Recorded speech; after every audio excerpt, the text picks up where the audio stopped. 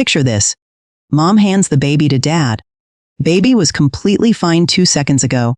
Now, the moment they realize it's not mom, the face crumbles. The lip goes first. Then the sound starts.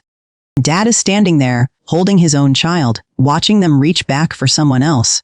If you're the dad in this scenario, I want to talk to you directly for a second. That moment hurts. Even when you understand it intellectually. Even when you know babies are supposed to do this.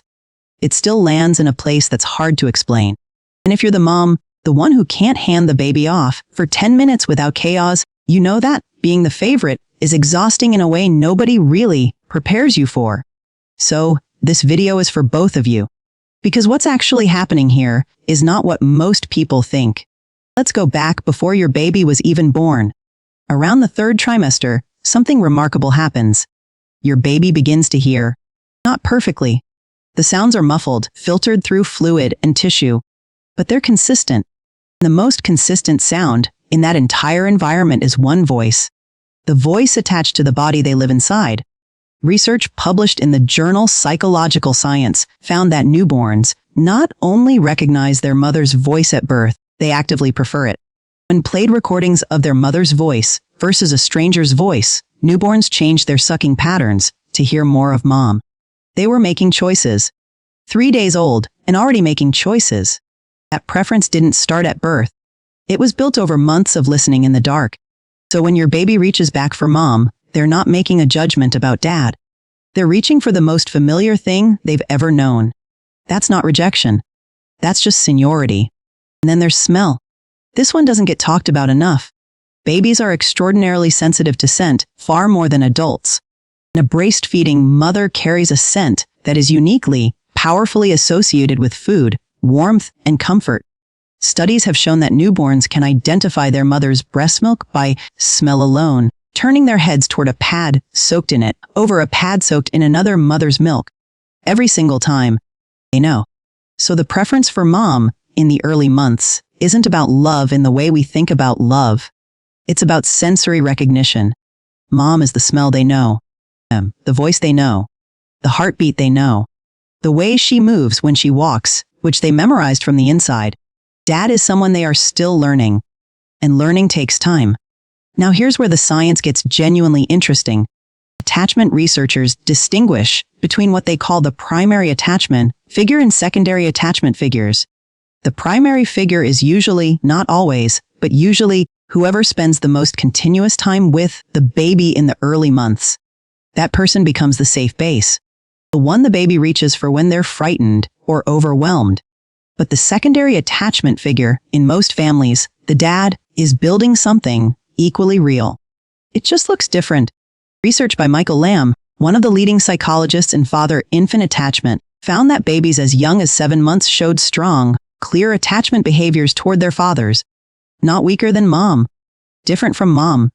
Fathers tend to interact with babies in ways that are more physical, more surprising, more playful.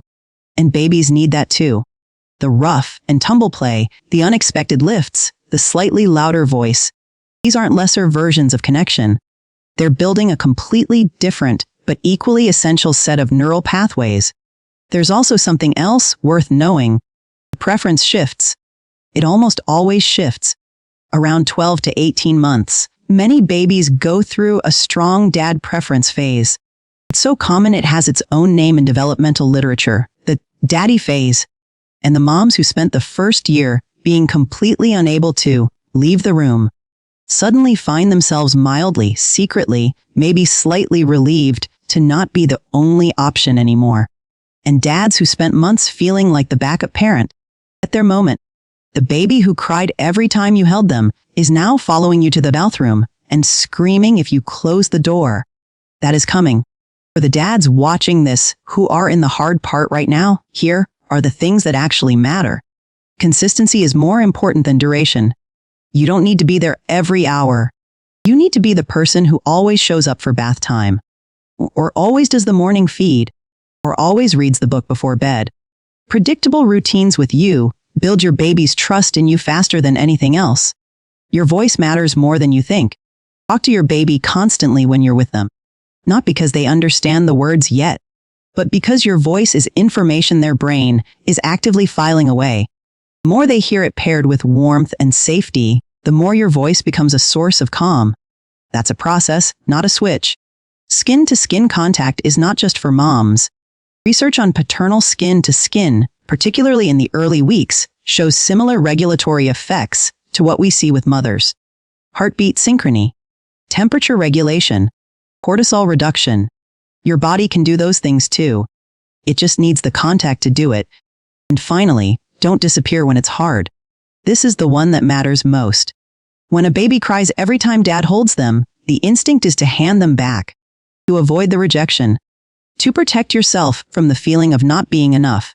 But every time you stay in it, every time you keep holding them through the protest and come out the other side, you are depositing into an account. The baby's nervous system is learning dad doesn't leave when things get hard. And that, quietly, is the foundation of trust. The preference your baby has for mom right now is not a verdict on your relationship with them. It's a snapshot of where they are developmentally. Developmentally, they are still becoming. You both are. That's kind of the whole point. Follow this channel if you want to understand what your baby is actually going through week by week.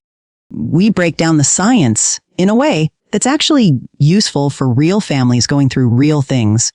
We'll see you in the next one.